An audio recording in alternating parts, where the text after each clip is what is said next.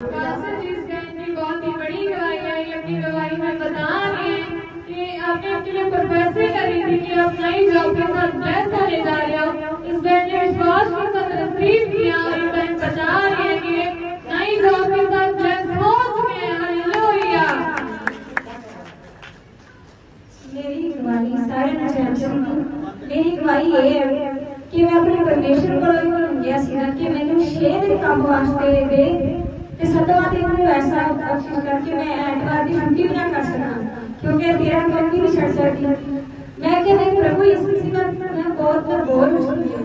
मैं लोग की बात से बेटी भी रहना चाहती हूं। कोई ऐसा काम दे जिसे मैं 6 दिन कर सका। तनख्वाह भावे दी कर दे पर 6 दिन काम कर सका।